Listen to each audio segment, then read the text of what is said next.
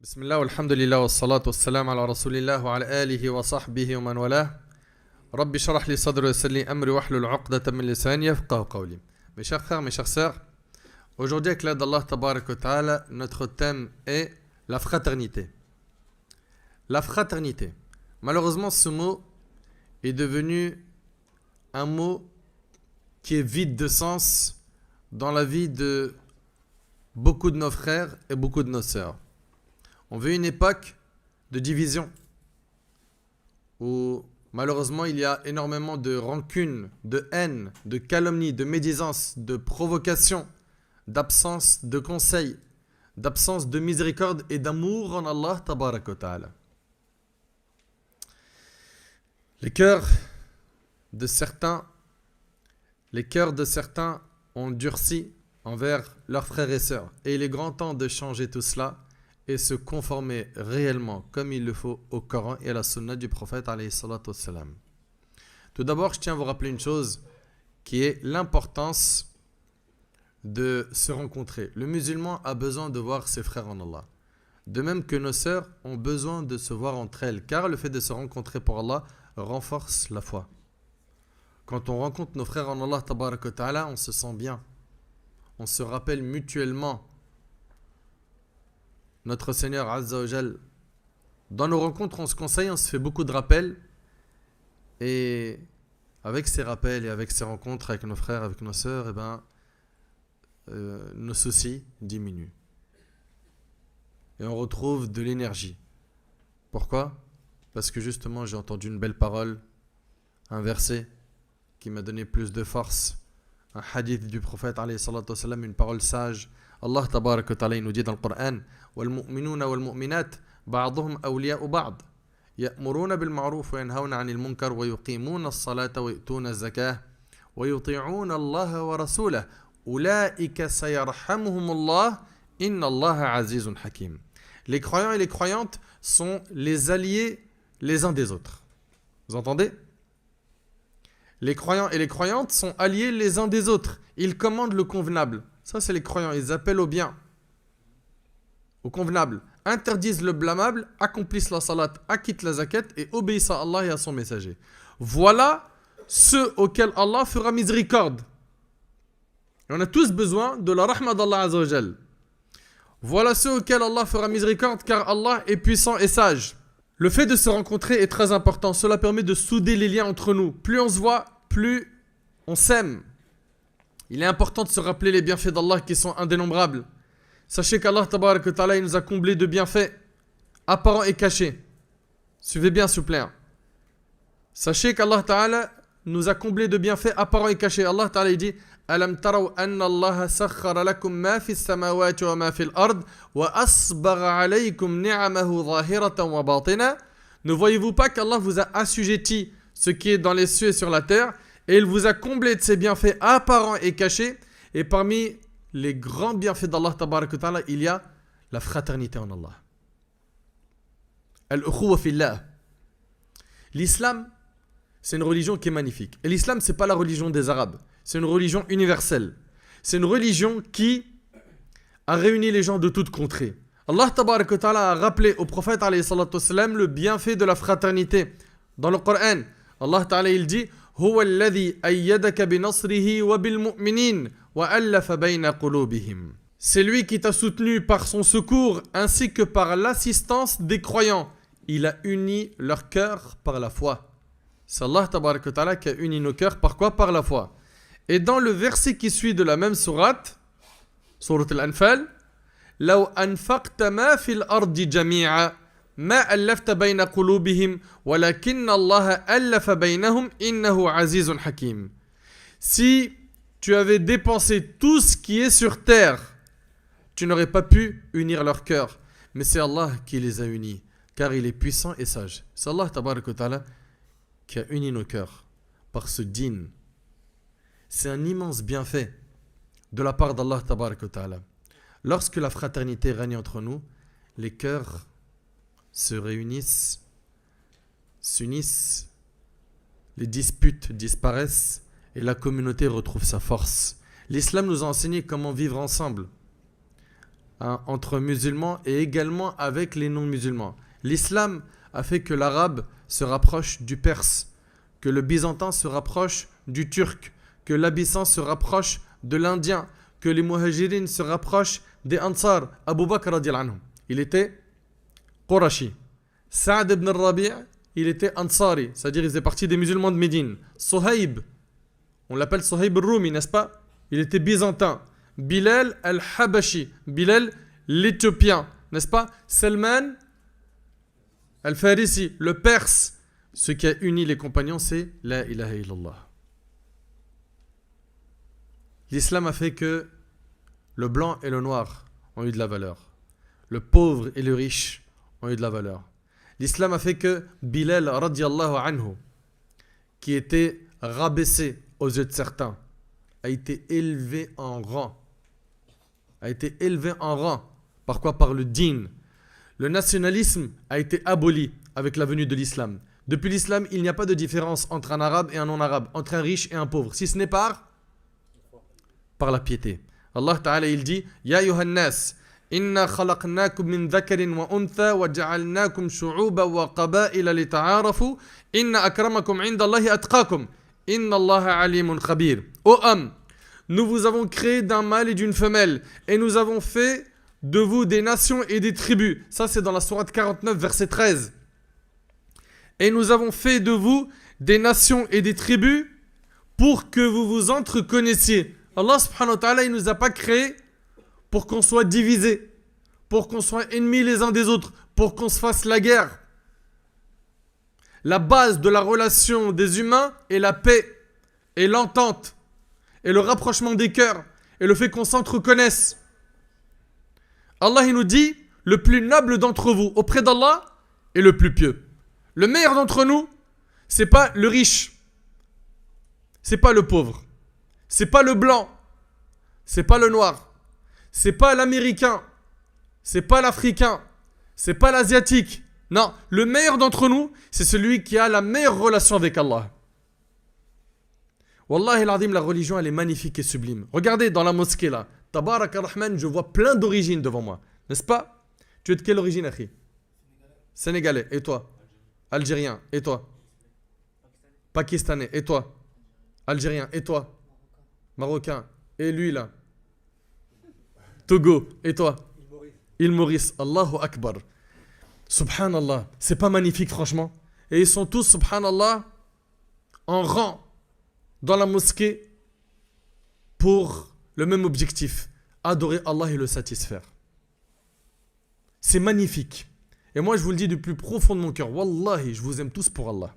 On doit tous s'aimer pour Allah tabaraka wa ta'ala sans que cela soit lié par quoi?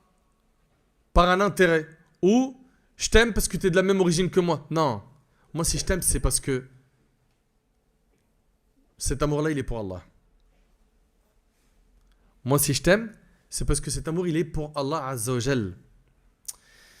C'est de cette manière que Bilal radiallahu anhu, Salman, Suhaib se sont retrouvés sous le même toit. L'islam. Subhanallah. Et la chose qui les a valorisés, c'est l'islam. Pas leur origine. Allah barik fikum, retenez bien ça. Parce que parfois on entend quoi? Ouais, moi je suis de telle origine. Non, on est les meilleurs. Ça, faut bannir ce discours. Il faut bannir ce discours. Le meilleur d'entre nous, Allah il a dit, c'est qui? C'est le plus pieux. Inna akramakum indallah atqakum. Et dans le hadith authentique, le prophète a dit, écoutez bien s'il vous plaît, hein, ô Bani Hashim, le prophète il a dit, ô Bani Hashim, que les gens ne viennent pas à moi avec leurs œuvres et vous avec vos origines. Nous, on est les meilleurs par notre origine. Donc, voilà, on sera sauvés. Ne pense pas que ce qui va te sauver le jour du jugement, c'est ton origine, mais plutôt tes œuvres. Et selon Abu Huraira, le hadith, il est rapporté par Muslim. Le prophète a dit, celui qui ne s'élève pas par son propre labeur, c'est-à-dire quoi? Par le fait de travailler pour avoir des récompenses, ce ne sont pas ses origines qui vont l'élever. Vous avez entendu ou pas? C'est pas tes origines qui vont t'élever le jour du jugement. C'est un égarement que de penser ça. que de penser parce que je suis de telle origine, je suis meilleur que les autres. Je suis au-dessus d'eux. Mais ça, tu l'as lu où dans notre religion? Où? Dans quel verset, dans quel hadith du prophète sallallahu alayhi wa sallam? Mes frères et sœurs, il suffit de méditer un peu sur la biographie de notre prophète alayhi salatu wassalam, afin de voir à quel point il a insisté sur la fraternité en islam. La première chose qu'il a faite lorsqu'il arrive à Médine, c'est quoi? C'est d'instaurer la fraternité entre les muhajirin et les ansar. C'est qui les muhajirin? Levez la main. Les muhajirin, c'est qui? C'est les musulmans qui ont émigré de la Mecque vers Médine. Et les ansar, c'est qui? C'est les musulmans de Médine. Très bien. Donc, les musulmans de la Mecque qui ont vécu énormément d'épreuves à Mecca par les Qurayshites, ils ont quitté la Mecque, ils ont émigré, il y en a, ils ont laissé leurs biens, leur famille, leurs richesses pour rejoindre le prophète alayhi salatu wassalam à Médine et enfin pouvoir bien pratiquer leur religion en sécurité. Quand ils sont arrivés à Médine, vous êtes d'accord avec moi qu'ils n'avaient pas des promesses d'embauche qui les attendaient ou un logement social. Non, ils sont partis et le plus important pour eux, c'était de sauver le dîn, sauver la religion, car c'est la chose la plus chère qu'on a. La chose qu'on a de plus chère, c'est notre dîn. Le prophète alayhi salatu wassalam, il a donc instauré la fraternité entre les muhajirin et les ansar. Il a invité les ansar, les musulmans de Médine, d'être très généreux envers leurs frères muhajirin qui ont quitté la Mecque pour rejoindre la ville de Médine. Ibn al-Qayyim rahimahullah, il a rapporté dans Zad al-Ma'ad que le prophète alayhi salatu wassalam a fraternisé entre les muhajirin et les ansar et que le prophète les avait réunis dans la maison de Anas ibn Malik. Et ils étaient à ce jour 90 hommes. La moitié étaient des muhajirin et l'autre des ansar. Il a instauré la fraternité entre eux. Et il a même fait en sorte qu'ils avaient le droit à l'héritage entre eux. Alors qu'on sait très bien que l'héritage, normalement, c'est que par lien de sang, pas par lien fraternel. Il y avait, au début, dans leur relation entre eux, le droit à l'héritage. Puis après, ça a été aboli. Ça a été annulé par notre religion. Et l'héritage est resté uniquement avec le droit de quoi? Du lien de famille, d'accord? De sang. Allah Ta'ala a dit wa ulul arhami ba'duhum awla bi ba'din fi kitabillah inna Allah bi kulli shay'in alim. Cependant, ceux qui sont liés par la parenté ont priorité les uns vers les autres. D'après le livre d'Allah, certes Allah est omniscient. Après cela, l'héritage a été distribué uniquement entre les familles. Vous suivez? Cette fraternité qu'il y a eu entre les compagnons était impressionnante. Il y avait un droit d'héritage entre eux. Je ne sais pas si vous arrivez à réaliser. Ce que le prophète alayhi salatu wassalam a fait, à savoir unir les musulmans entre eux, doit être parmi nos premiers soucis. On doit puiser toute notre force pour unir les rangs et non les diviser comme le font certains. Tout ce qui nous divise, on se doit de le supprimer afin de garder un rang ferme et bien soudé. Les muhajirin, qui sont donc les musulmans qui ont quitté la Mecque pour arriver à Médine, ils avaient abandonné leur demeure, leur commerce, leurs enfants, leurs biens, et tout ça pour sauver leur religion, afin d'émigrer pour Allah. Et ils se sont rendus dans une ville qui n'était pas la leur, tout en sachant qu'ils ne connaissaient personne, qu'ils ne savaient pas comment était le mode de vie à Médine. Ils ne savaient pas comment est-ce qu'ils allaient gagner de l'argent. La majorité d'entre eux n'avaient pas de logement qui les attendait à Médine. Cela signifie qu'ils ne savaient pas où est-ce qu'ils allaient dormir. Et grâce à Allah tabarak wa ta'ala, puis par le bienfait de la fraternité, les ansar les ont accueillis de la meilleure des manières. Et ils ont pu trouver un logement et trouver de quoi se nourrir. Allah ta'ala il dit وَالَّذِينَ تَبَوَّأُوا الدَّارَ وَالْإِيمَانَ مِنْ قَبْلِهِمْ يُحِبُّونَ مَنْ هَاجَرَ إِلَيْهِمْ وَلَا يَجِدُونَ فِي صُدُورِهِمْ حَاجَةً مِمَّا أُوتُوا وَيُؤْثِرُونَ عَلَى أَنفُسِهِمْ وَلَوْ كَانَ بِهِمْ خَصَاصَةٌ وَمَنْ يُوقَ شُحَّ نَفْسِهِ فَأُولَئِكَ هُمُ الْمُفْلِحُونَ. Allah Azza wa Jalla il nous dit: il appartient également à ceux qui, avant eux, se sont installés dans le pays et dans la foi, qui aiment ceux qui émigrent vers eux. Ils aiment ceux qui émigrent vers eux et ne ressentent dans leur cœur aucune envie pour ce que ces immigrés ont reçu et qui les préfèrent à eux-mêmes. Subhanallah, les Ansar ont préféré donner à leurs frères muhajirin quitte à se priver. Et ça, vous savez, ça s'appelle comment ça? Ça s'appelle al-ifar, l'altruisme. C'est un degré de générosité très élevé. C'est, par exemple, j'ai très faim et mon frère a très faim. J'ai de la nourriture devant moi, je vais lui dire tiens, mange. Ça s'appelle donner préférence à mon frère alors que moi je suis dans le besoin. Ça, c'est un degré de générosité très élevé et c'est ce qui a régné entre les muhajirines et les ansar. Al-ithar, l'altruisme.